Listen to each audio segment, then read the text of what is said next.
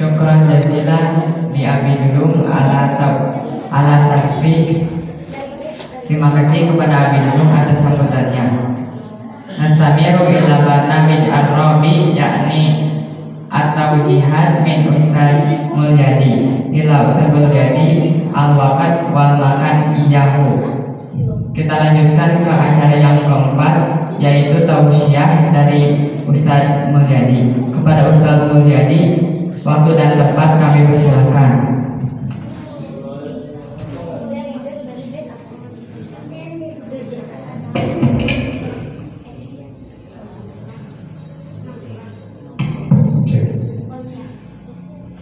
Boleh buka masker? Katanya boleh buka masker itu dalam 3 waktu. Saat pidato, jadi boleh namanya saat dipoto dan saat makan soto. Itu terakhir makan soto disiapkan ibu ya. Assalamualaikum warahmatullahi wabarakatuh.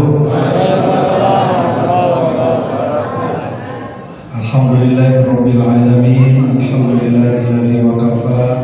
Wassalatu wassalamu ala nabiyyil mustafa wa ala alihi wa ashabihi ahli sidqi wal wafa. Asyhadu an la ilaha illallah wahdahu la syarika lah wa asyhadu anna Muhammadan abduhu wa rasuluhu alladzi la nabiyya ba'dahu. Alhamdulillah, puji syukur hanya milik Allah. Salawat salam semoga dilimpah curah kepada Nabi kita, teladan hidup dan kehidupan kita, uswah dan uswah kita, Nabi Muhammad SAW. Semoga Allah yang mengumpulkan kita di tempat ini, siapapun yang hadir di sini, kita semua menjadi hamba-hamba yang dicintai Allah. Amin, Pak. Kenapa di masker kayak di sana ada apanya? Dan semoga siapapun yang hadir di sini telah menjadi surga, menjadi penghuni surga Allah. Amin, Bu. Kalau masker kayak amin, Bu.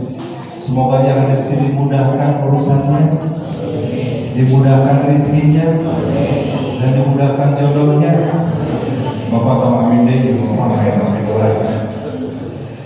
Alhamdulillah, saya bahagia sekali bisa berjumpa dan silaturahmi. Walaupun dekat Pak, saya kesini kurang dari 5 menit ya, hanya beda RT, saya di sebelah ya. Alhamdulillah, terima kasih Pak Ustaz Dudung, ini guru saya Pak, dan teman seperjuangan karena beliau dulu ketua yayasan di Darut Tauhid, saya anak buah beliau ya. Jadi sekarang sudah jadi kiai di sini, yang saya masih bagian dari Darut Tauhid. Alhamdulillah, bersyukur, dan syukur saya adalah ini pertama kali saya ceramah offline Pak ya. Udah setahun saya ceramah itu, kalau khutbah Jumat itu cukup, khutbah Jumat sudah offline, kemudian khutbah nikah pernah, khutbah Idul Adha. Baru hari ini setelah setahun saya ceramah offline. Mudah-mudahan benar-benar sehat semua, dan selanjutnya corona ini dihilangkan dari kita semua. Bapak Ibu, sebelum saya menyampaikan, tadi oleh Pak Judul dibahas ya, kita ini niatnya silaturahmi, niat thalabul ilmi, dan insya Allah memperingati Isra Mi'raj. Silaturahmi sudah ya, insya Allah sudah hadir di sini. Yang kedua adalah thalabul ilmi. Sebelum nanti membahas tentang Isra Mi'raj, mudah-mudahan Bapak Ibu, adik-adik semua hadir di sini kita niat thalabul ilmi benar-benar. Amin. Kalau niat ini lurus, Rasulullah Shallallahu Alaihi Wasallam bersabda, "Majtama qaumin fi baitin min buyutillah, fihi yatadarasuna al-Quran wa yatadabbaruna hadis Rasul, illa nuzilat alaihimus sakinah, wa ghasyiyatuhum rahmah, wa khaffat alaihimul malaikah, wa dzakarallaha fi man indah."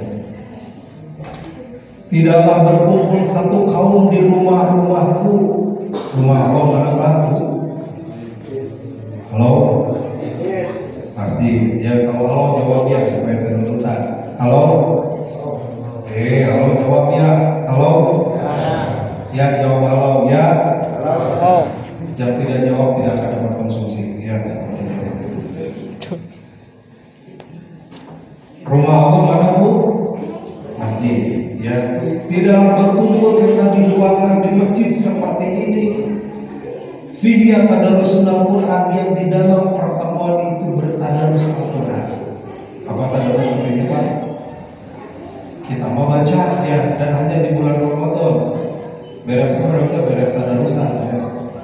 Padahal tadarus dari kata bahasa Arab tadarusan artinya mempelajari, memahami, mengkaji. Jadi mungkin hanya 1-2 ayat dibahas, 1-2 ayat dijelaskan. Insya Allah malam ini kita sedang tadarus Quran. Siapa?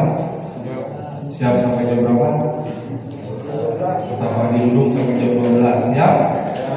Alhamdulillah saya mau pulang. Ada panjang geng.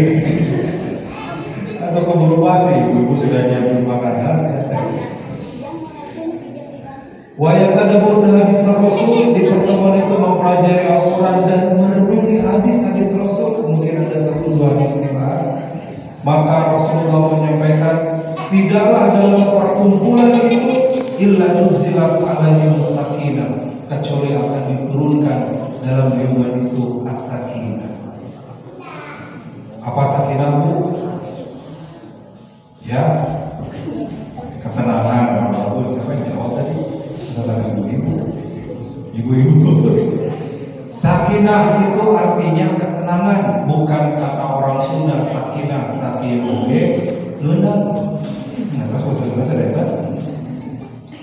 Ayah ini ditaros Bu. Kumaha nih si Aki? Alhamdulillah sakinah. Naon sakinah teh nih? Sanajan aki-aki ge, nah itu mah rahasia ini. Nah, jadi sakinah itu ketenangan, ketentraman. Sekarang banyak orang yang tidak tenang. Takut corona, tidak tenang. Di kantor jabatan berubah, gelisah. Ya, gaji berkurang, risau. Maka di zaman sekarang ini banyak orang menjadi pengikut Andilo. Kalau Andilo antara dilema dan galau. Nah, ternyata banyak orang kemudian ingin tenang, rekreasi, pergi ke gunung sudah dilarang. Pasti rekreasi. Kenapa ingin tenang? Dan ternyata ketenangan itu tidak didapat di gunung, tidak didapat di pantai, tidak didapat di tempat yang jauh, di mana di tempat yang di situ disebut nama Allah, dikaji tentang Rasulullah. Inilah masjid, majelis ilmu, tempat turunnya ketenangan. Saking tenangnya, sebentar lagi di antara Bapak Ibu ada yang melihat saya makin kecil-kecil dan bilang berpredas. Itu sudah tenang ya. Lama-lama tenang. Ini mah masih siang ya. Kalau ngajinya sudah malam jam 9 ke atas, beres pengajian tuh ibu-ibu komplain. Gak usah dengan sekadar pengawasan teh. Ibu, ini tos saja jam 9. Karena ternyata dia tenang. Begitu ustaznya ceramah, dia juga tidur. Biar orang lain baca doa sebelum belajar, dia doa sebelum tidur. Tapi khusus malam ini, karena ini perdana bagi saya, Bapak Ibu mau tidur silakan ya. Saya bisa sundaman, nubuh-nubuh sosana, mencarana, insyaallah ya. Satu, nuzilat alaihim sakinah, akan menurunkan ketenangan majelis ilmu ini. Wa ghasyiyat bihim rahmah, yang kedua akan dihujani oleh rahmat Allah. Halo? Mau dapat rahmat Pak? Bu, mau dapat rahmat?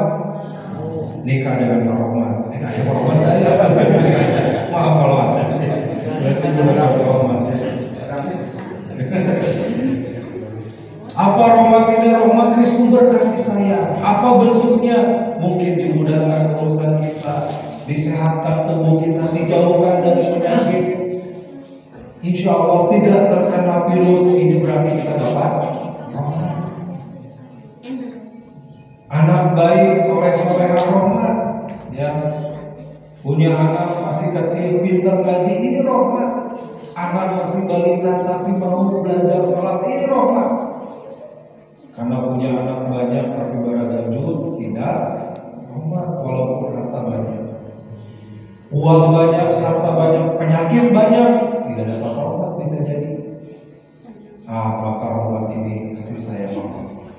Wa khafat alaihimul malaikah, yang ketiga kata Rasulullah, majelis ilmu seperti ini akan menghadirkan para malaikat.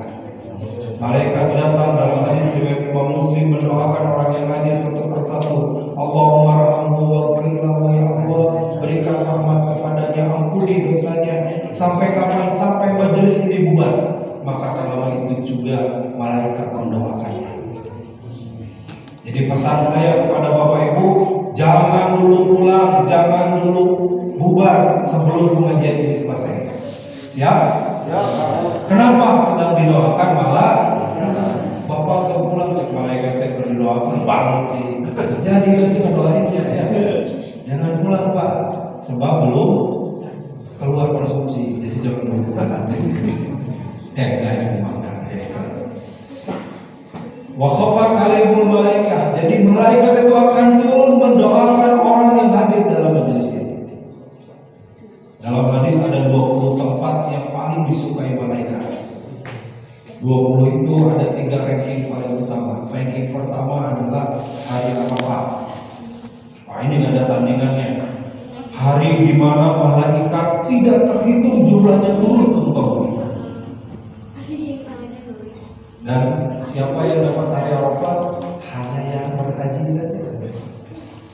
Untuk pergi haji mendapatkan ini 15 tahun, 20 tahun, sekarang Jawa Barat rata-rata di atas 20 tahun untuk bisa pergi haji. Susah untuk dapat. Kalau dapat keutamaan yang luar biasa. Turun para malaikat mengaminkan. Yang kedua, malam Lailatul Qadar. Apa terjadinya? Ramadan, setahun sekali, sehari dalam satu malam, sehari di hari-hari akhir 10 terakhir bulan Ramadan. Insya Allah kita bisa menemukan bertemu, tapi lama, setahun sekali. Yang ketiga, majelis ilmu ternyata.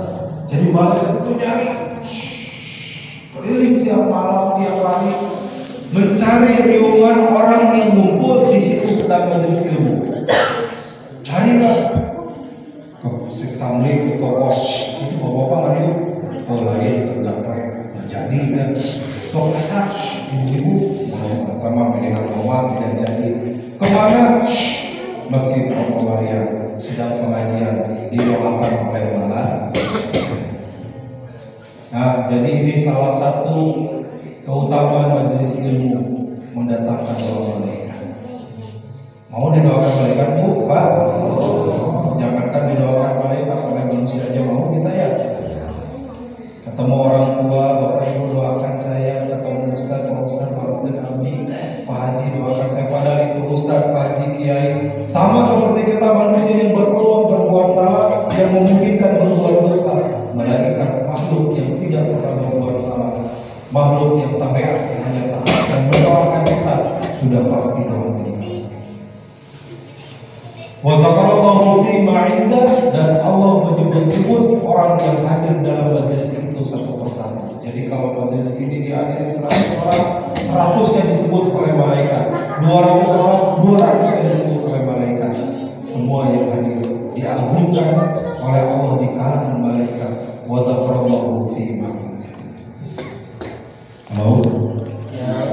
Itulah pentingnya kalau ya. Mudah-mudahan 4 hal ini kita dapatkan pada malam ini.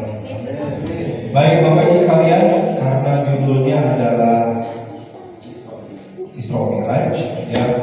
Berbicara Isra Mi'raj tidak lepas dari peristiwa yang disampaikan Allah dalam surat Al-Isra ayat pertama. Subhanalladzi asra bi'abdihi laylan minal masjidil haram ilal masjidil aqsa.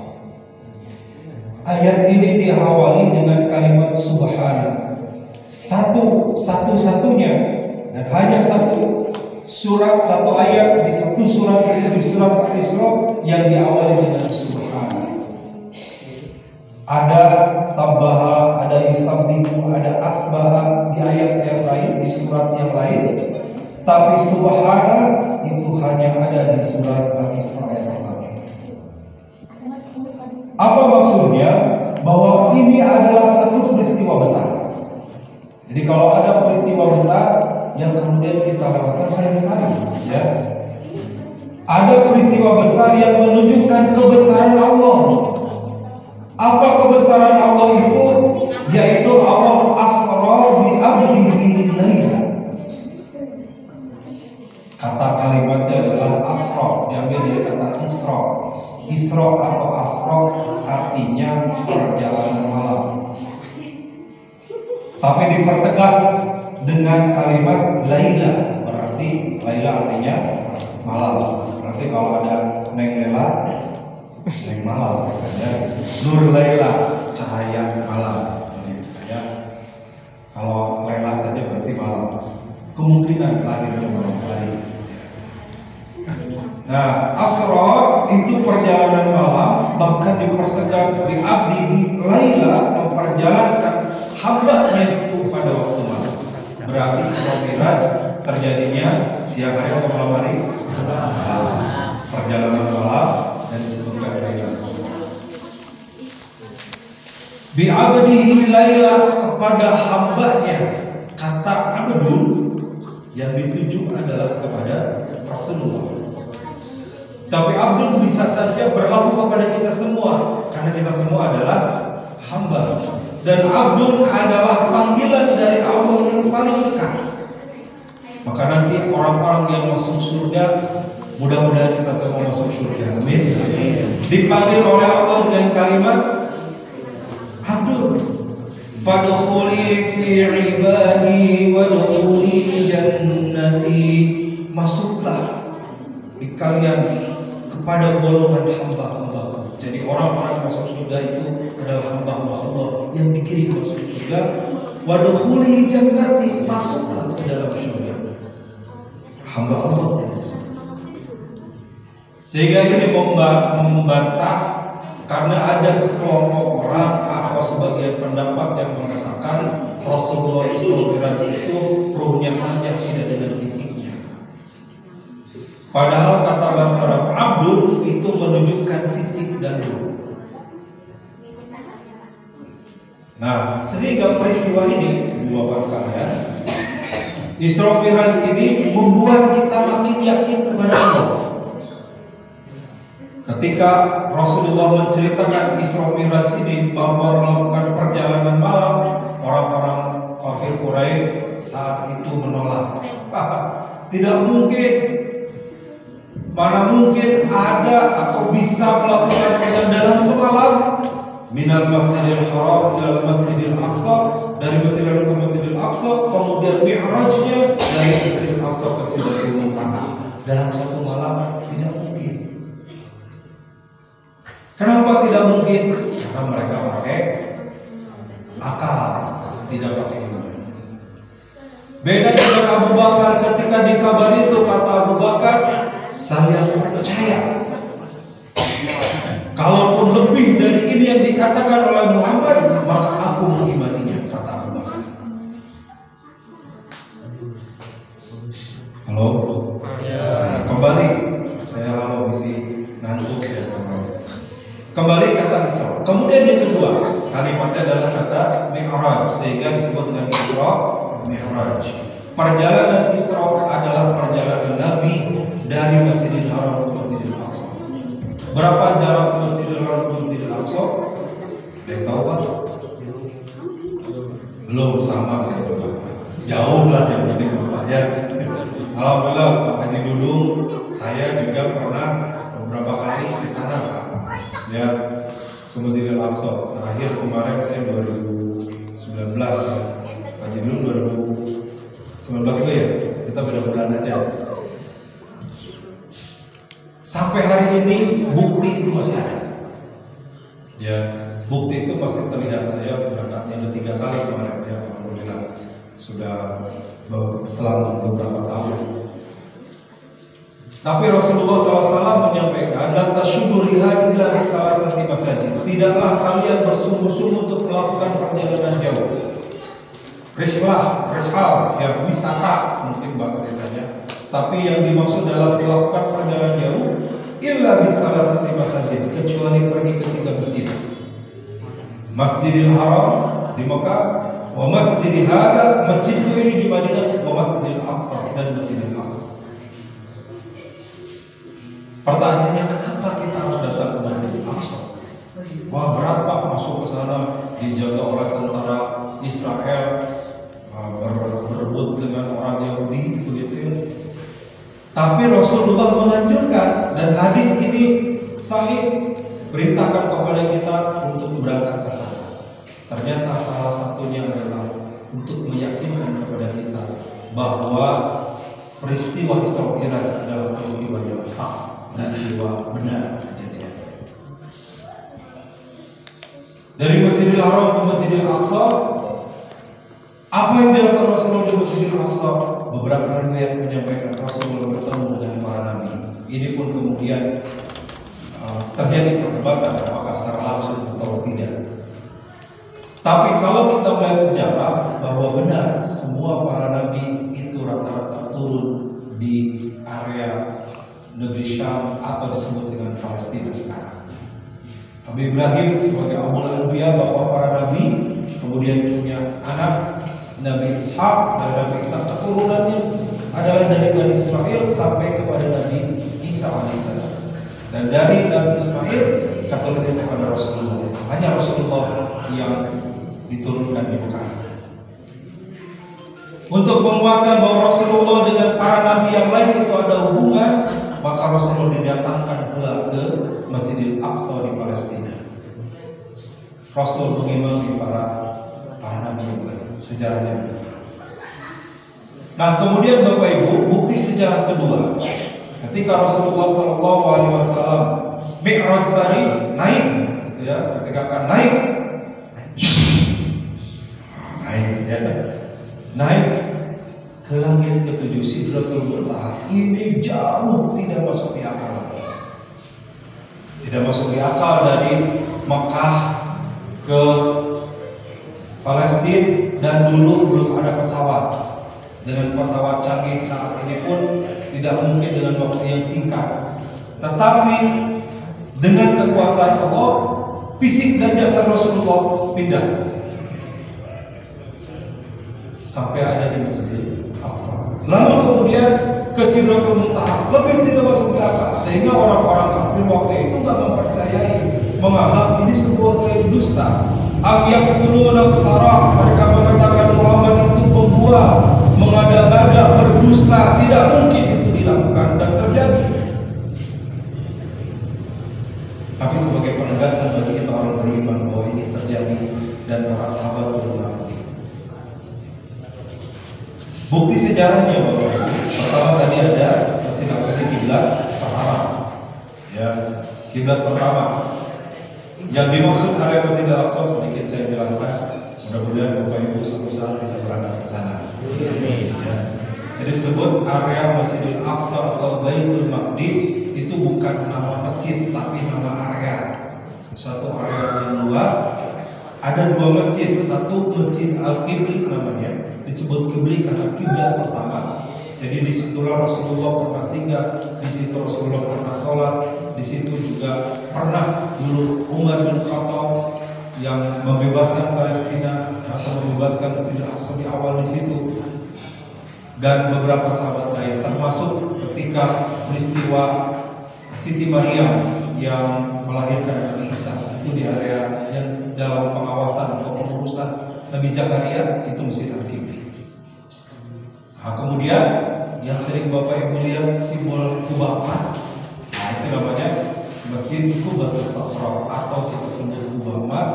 Ketika saat itu dibangun oleh Ibnu Malik bin Marwan, putra dari Malik bin Marwan yang pernah merenovasi, memperbaiki Masjid Al-Qibli.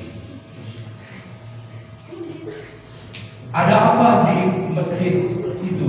Ya, Masjid Kubah Emas itu, atau disebut dengan Dome of the Rock. Nah, disebut Dome of the Rock karena di situ ada batu. Batu itu ternyata bekas pijakan Rasulullah pada saat Rasul akan Mi'raj. Batu itu ingin diputar lagi. Rasul ditahan, lalu Rasul terbang. Sampai hari ini Bapak Ibu kita bisa sholat di bawah batu itu terlihat terbang. Kita bisa sholat di bawahnya. Menunjukkan kebesaran Allah. Ya. Jadi Mi'raj ini terbangnya, naiknya Rasulullah ke Sidratul Muntaha. Di mana Sidratul Muntaha disebutkan dalam beberapa riwayat berada di langit ketujuh. Jadi sampai saat ini tidak ada manusia yang bisa menembus langit. Jangankan langit ketujuh, langit pertama aja tidak ada. Kita baru bisa menembus langit-langit. Kata langit di sini di rumah pelapor. Langit pertama aja nggak ada manusia yang sanggup. Paling banter manusia bisa berjalan ke ruang angkasa, ke bulan. Bulan itu satelit terdekat dengan bumi. Nyampe Mars saja manusia nggak sanggup, ya, karena masih terlalu jauh. Apalagi menembus ke langit, dan Rasulullah ke langit tadi. Jadi supaya tidak terlalu banyak, saya tarik kesimpulan. Jadi faedahnya apa, kesimpulannya apa dengan peristiwa ini? Karena setelah ini saya akan bicara oleh-olehnya, ya, hikmahnya atau oleh dari Rasulullah SAW. Pertama, bagi kita harus menerima dan meyakini berita ini, bahwasanya berita informasi Rasulullah melakukan Isra Mi'raj adalah berita yang benar, yang terjadi pada masa Rasulullah dan tidak akan pernah terjadi lagi sampai kapan. Kemudian yang kedua, kita mengimani peristiwa ini, mengimani kejadian peristiwa ini, karena bukti daripada seorang yang beriman adalah mengakui semua berita yang dibawa dalam Al-Quran. Yu'minuna billahi wa bi rasulihi, beriman kepada Allah dan kepada Rasulnya, wa ma ja'a bihi, dan apa yang dibawa oleh Rasul. Apa yang dibawa oleh Rasul? Ya, berita tentang masa lalu yang sudah terjadi, berita yang akan terjadi, dan masa mendatang yang nanti akan terjadi tentang akhirat dan seterusnya. Nah, maka kita harus mengimani peristiwa ini telah terjadi perjalanan Rasul dari Masjidil Haram ke Masjidil Aqsa. Barakna haula Masjidil Aqsa itu diberkahi sekitar sampai hari ini Bapak Ibu. Kalau ke sana, saya pernah ke sana musim dingin sekali, kemarin Desember dingin, tapi area itu sangat sejuk, pohon-pohonan sangat subur, kemudian juga buah zaitun itu sedang ranumnya saat itu, dan ternyata itu bukti tanah yang berkah. Pernah juga ke sana musim panas lagi, panas-panasnya masuk ke area Masjidil Aqsa, sejuk luar biasa, padahal panas di luar. Apalagi masuk ke masjidnya, area tanahnya saja itu terasa sejuk, angin berhembus, kemudian pohon-pohon. Tidak seperti di Arab, asal di Indonesia, mau di Bandung, enak sejuk ya. Tapi begitu diberkahi. Nah, Rasulullah SAW kemudian sampai dan bertemu dengan Allah. Pertemuan Rasulullah dengan Allah ini pun adalah peristiwa gaib yang harus kita imani.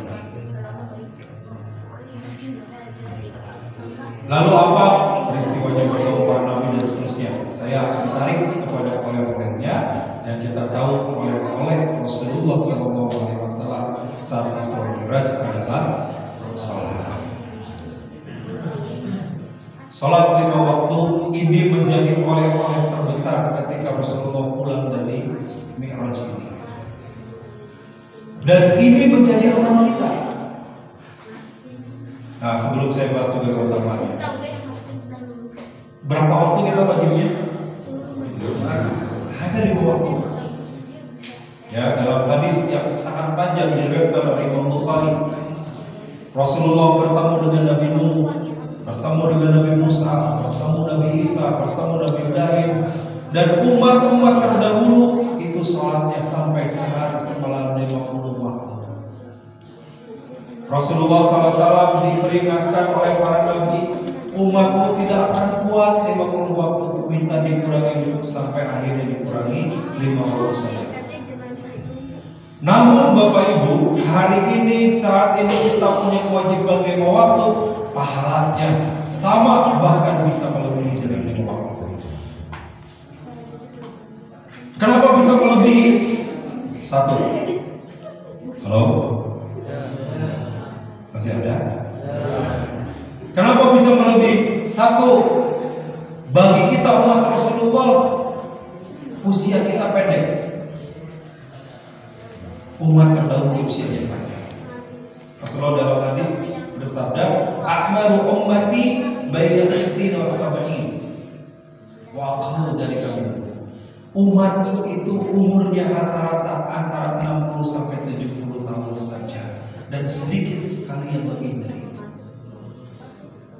Berapa Pak Bu usia sekarang? Ya, tergantung ya. Bisa dilihat dari warna rambut masing-masing. Ya, kalau yang sudah meninggalkan dunia hitam memasuki dunia putih, itu biasanya sudah mendekati. Ya, maksudnya mendekati 60. Ya, kalau meninggalkan kita tidak tahu. Ya, boleh jadi Bapak Ibu duluan, saya belakangan, atau sebaliknya saya belakangan Bapak Ibu duluan. Ya. Tapi rata-rata umat terdahulu ada yang 600 tahun, 500 tahun, bahkan ada yang 1000 tahun kalau dalam beberapa ayat. Tapi amalnya bisa melebihi umat terdahulu. Oh, kenapa bisa melebihi? Poin pertama, kita ada yang namanya Lailatul Qadar. Dan ini nggak ada kepada umat terdahulu. Rasulullah SAW begitu kumpul dengan para sahabat, Pak menyampaikan betapa Allah itu sayang sama kita. Apa bukti sayangnya? Rasulullah menyebutkan kita diberikan malam Lailatul Qadar, tapi umat terdahulu tidak. Sehingga dengan malam Lailatul Qadar, amal kalian, kata Rasulullah kepada para sahabat, bisa mengejar amal dahulu umat-umat para nabi secara terdahulu. Kalau satu malam Lailatul Qadar itu lebih dari 1000 bulan, atau hitunglah 1000 bulan, ditahunkan menjadi 80 bulan.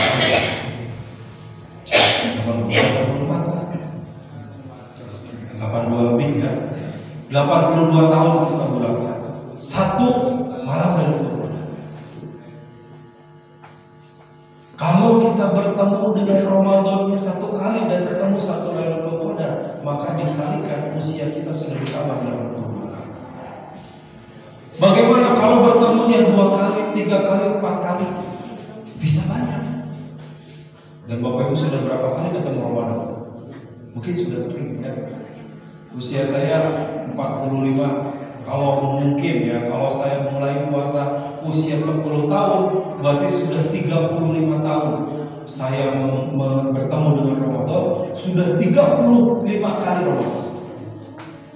Sebutlah tidak semuanya dapat Lailatul Qadar. Misalkan 10 saja dari 35, berarti sudah ditambah 82 kali 10, 820.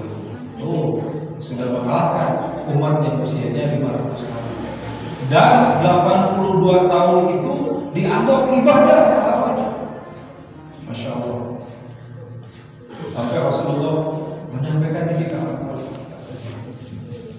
Para sahabat itu mendengar itu nangis. Abu Bakar sampai nangis teriak lama. Kenapa betapa Allah itu sangat sayang dan kita memberikan kesempatan berdoa. 2. Apa keutamaan kita dari umat terdahulu? Umat Rasulullah dapat ampunan lebih banyak daripada dosanya. Afullah akbaru min dzambika, Allah lebih besar dari dosa. Ada satu amalan yang kita puasa 1 hari, dosanya diampuni 2 tahun. Puasa apa? Puasa Arafah 9 Dzulhijjah. Puasanya 1 hari, kata Rasulullah, yukaffiru dzunub sanatain. Sanatil madiyah wa sanatil atiyah. Kata Rasulullah, seorang yang berpuasa pada tanggal 9 pada hari Arafah saat haji Arafah yang tidak berhaji dia puasa, diampuni dosanya selama 2 tahun, setahun yang akan datang dan setahun yang lalu. Sanatil atiyah wa sanatil madiyah. 2 tahun. Puasa Muharram menghapus setahun. Ini juga kelebihan yang tidak diberikan kepada umat lain kecuali kita umat Rasulullah SAW. Nah, maka oleh sholat ini pun walaupun 5 waktunya, tapi 5 waktu ini bisa jadi mengejar. Halo? Ya. Lalu apa keutamaan sholat ini buat kita? 1, Bapak Ibu, Rasulullah SAW bersabda, "Awwalu ma yuhasabu bil 'abdu yaumal qiyamah as-shalah. Idza shalihat sahihul amal kullu wa idza fasadat sahihul amal kullu." Amal yang pertama, yang utama yang akan dihisab oleh Allah nanti adalah salat. Jika baik salatnya, maka baiklah seluruh amal-amalnya. Jika rusak salatnya, maka rusaklah seluruh amalnya. Maka salat menjadi amal utama yang akan membuat bernilai amal kita. Ilustrasi paling mudah. Apa bedanya uang 1.000 dan 100.000? Halo? Bu, apa bedanya? Nol. Ya, apa sekali ibu pada bedanya? Nol. 1.000 berapa nolnya? 3. 100.000? 5. 1.000.000? Ya. Yang membedakan 1.000 dengan 100.000 nolnya. Tapi berapa banyaknya pun nol itu tidak bernilai kalau tidak ada angka 1 di depannya. Betul? Oh, nolnya banyak sampai dari sini panjang terus angkanya. Berapapun banyaknya angka nol itu tidak bernilai kalau tidak ada angka 1 di depannya. Nol itu bernilai kalau ada 1 di depannya. 1, nolnya 1, di depannya angka 1 jadi 10. Tambah nol lagi jadi 100. Tambah nol lagi 1.000. Tambah nol lagi 100.000, 10.000. Tambah nol lagi 100.000. Makin tambah nol makin bermakna, makin beda nilainya karena ada angka 1 di depannya. Kalau tidak ada angka 1 di depannya, maka semua nol itu tidak ada fungsinya, walaupun sangat banyak. Itulah sholat. Kita sedekah, kita menolong orang, kita berzakat, kita puasa, tapi tidak sholat, gak ada nilainya seperti angka nol. Tapi kalau ada angka 1 yang berupa sholat, maka nanti kita zakat, tambah nolnya 1 jadi 10. Puasa, tambah nolnya 1 jadi 100. Bersedekah, tambah nolnya 1 jadi 1.000. Kasih wakaf, tambah jadi 10.000. Nol itu berfungsi kalau ada angka 1-nya. Ibaratkan angka 1, sholat ini adalah amal utama bagi kita. Maka bagus kalau orang tua kita dulu Pak Bu kasih pesan ya, Jung jam mereka mana silakan mau kemana aja, titip tapi jangan tinggalkan sholat, jangan buat maksiat, jangan minum minuman keras, dimanapun kau berada kau akan salah. Yang pertama dipesankan adalah sholat. Kenapa? Karena kalau sholatnya bagus, hubungannya dengan Allah bagus, dimanapun dia berada dia akan salah. Itulah kenapa menjadi amal yang harus kita jaga. Setiap kita Bapak Ibu punya kewajiban. 5 waktu tadi akan dihitung berdasarkan waktu usia yang kita jalani. Misalkan ya, saya lagi usia sekarang 45 tahun. Saya balik misalkan 15 tahun. Berarti saya dengan sampai usia 45 tahun punya kewajiban 30 tahun. Sholatnya ini 30 tahun dikali 356 hari dikali 5 waktu. Sekian ini. Kalau kurang bagaimana? Tidak boleh kurang. Karena itu wajib. Kalau ada yang kurang bagaimana? Allah memerintahkan lihat apakah ada di antara hamba untuk amal-amal sunnah. Maka selain yang wajib, lengkapi sholat kita dengan amal yang sunnah. Kalau ada yang wajib yang kurang, mungkin waktu remaja pernah meninggalkan sholat, waktu sibuk pernah tidak sholat, maka amal-amal bisa berpikir satu ya. Waduh, kalau sampai jam 9 ya 10 menit lagi 10 menit lagi apa?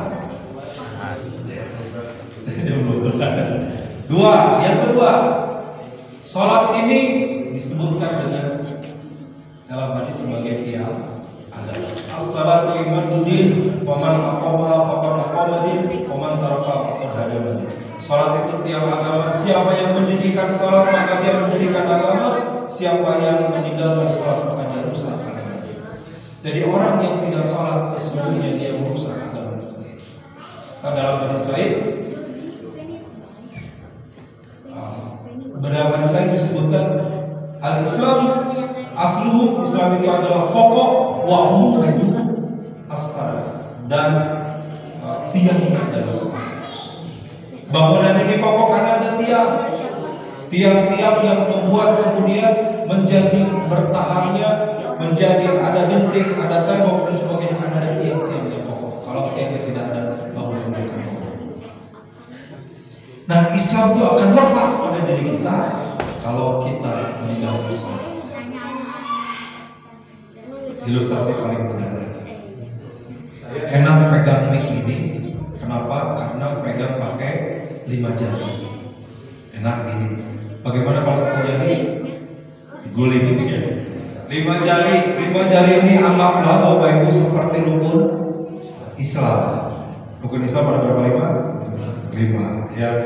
1 syahadat, 2 3 4 5 luar biasa, lulus semua ya. Ini pelajaran SD pembahasan. 5 syahadat, sholat, puasa, syahadat, sholat, zakat, puasa, haji. 5 rukun. 5 rukun ini seperti 5 jari yang bisa memegang mic ini dengan enak karena ada 5 rukun. Bagaimana kalau yang kelima, jari kelingking ini haji lepas?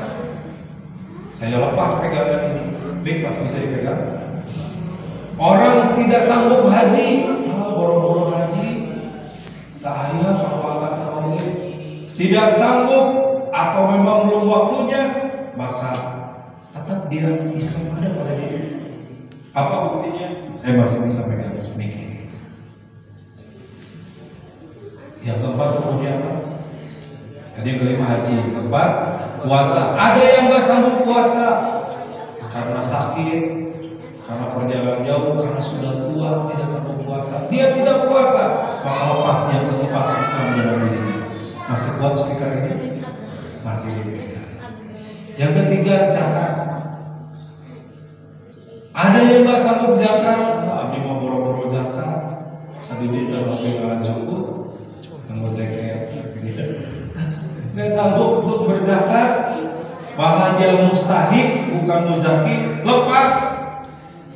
Nih ini masih saya pegang.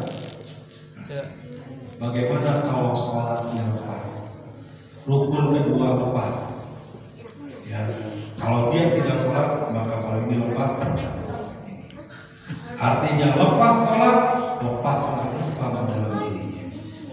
Maka Rasulullah bersabda dalam hadis riwayat Imam Muslim, bunyal Islam ala khamsin, an tasyhadu an la ilaha illallah wa anna Muhammadar Rasulullah wa tuqimus shalah wa tu'tiyaz zakat wa tasum ramadan wa tuhajjal bait man istata'a ilaihi sabila. Tegaknya Islam itu dengan 5 bunyal Islam, bangunan Islam itu dengan syahadat, dengan mendirikan salat, menunaikan zakat, dengan berpuasa di bulan Ramadan serta berhaji ke Baitullah bagi yang mampu.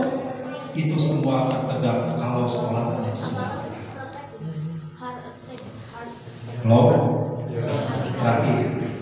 Terakhir ya, sebanyak total tapi terakhir karena sudah jam 9. Jam 9 yang penting jam 12 itu angka panjangnya di jam 12. Jadi selesai ya.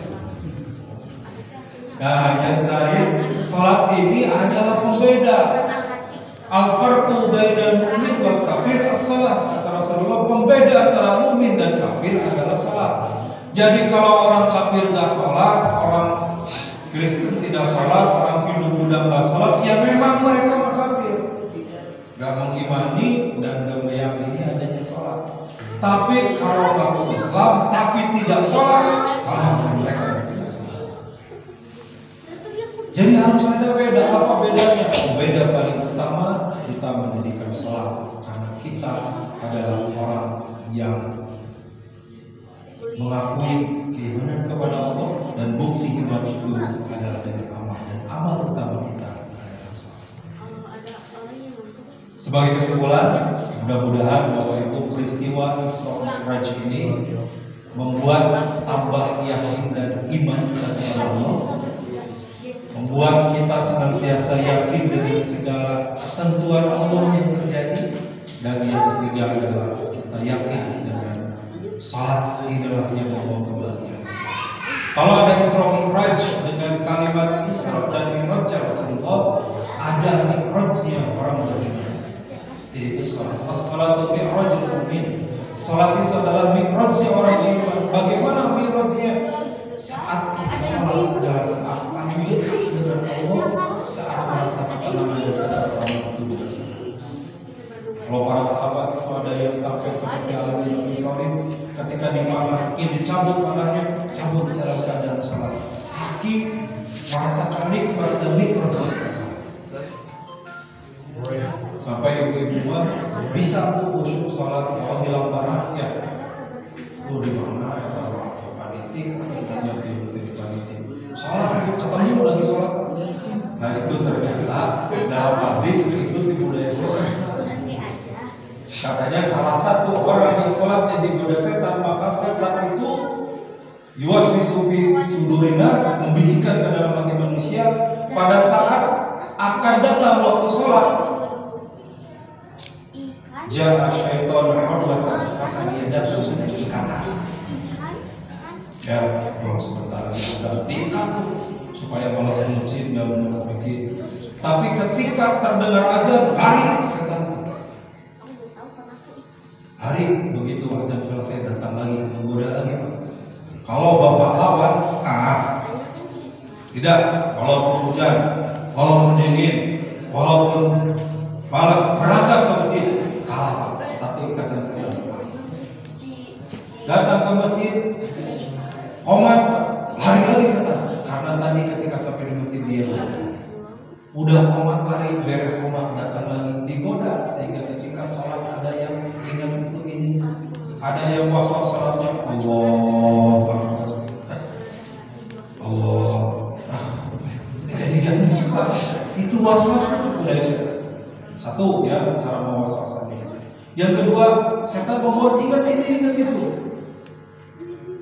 Allah mana tadi di depan ketemu lagi sholat apa? Oh ingat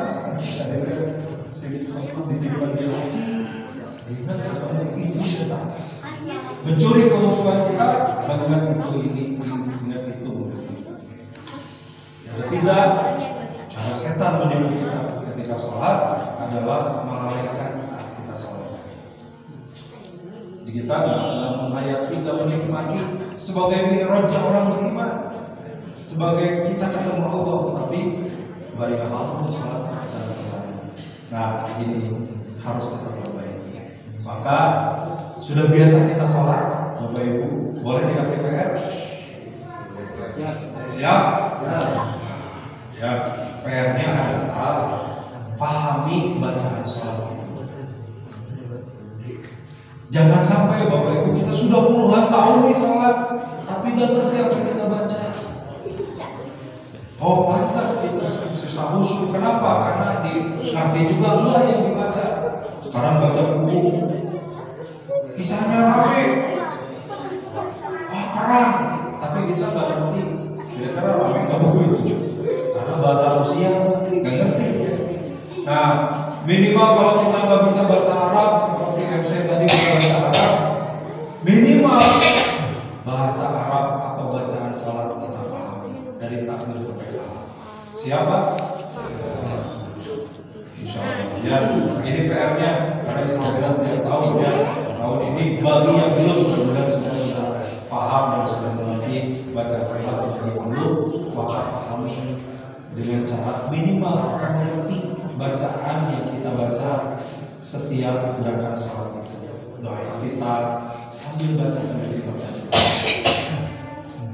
Fatihahnya apalagi ya, suratnya, ruku, sujud sampai tahiyat kalau kita baca terjemahannya beda akan kita bisa nikmati daripada kita tidak paham sama sekali. Tapi saya menumpang kalau itu gak usah sholat, itu juga salah ya. Sambil belajar dan tidak ada istilah lama. Demikian Bapak Ibu, semoga ada manfaatnya. Semoga ada manfaat. Mari kita berdoa sama-sama sebelum kita mulai. Alhamdulillah wa bihamdihi.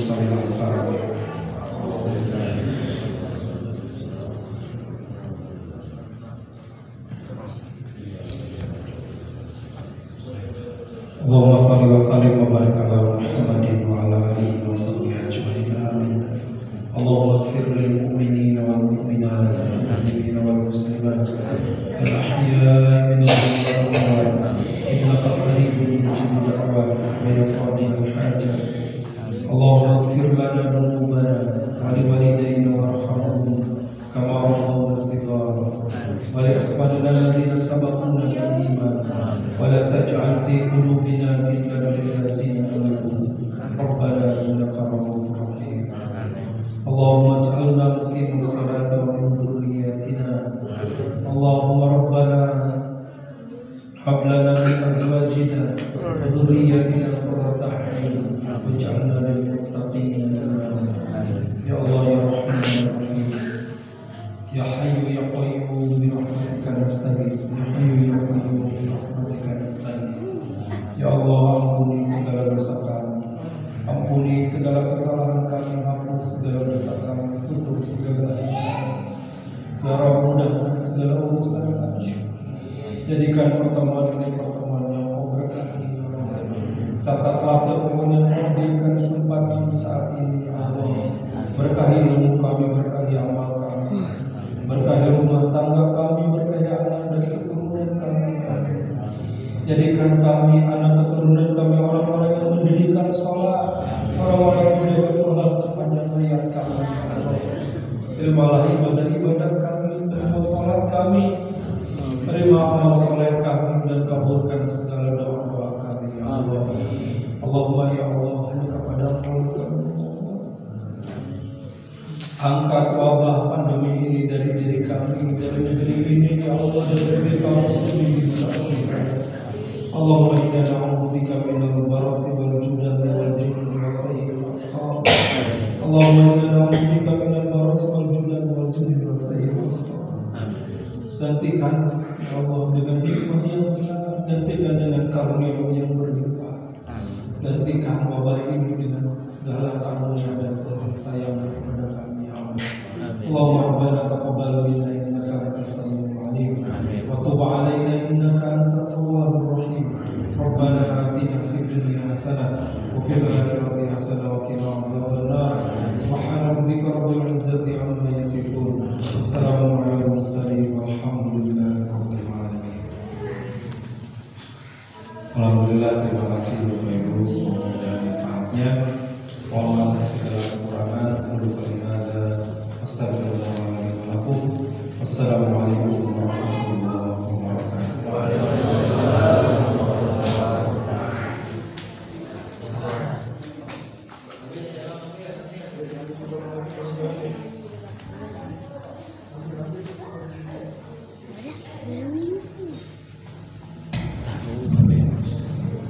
Syukran jazilan ala taujihan jamilah asa an yanfa'a kullama sami'na. Terima kasih atas tausiahnya, semoga bisa bermanfaat untuk kita semua. Amin.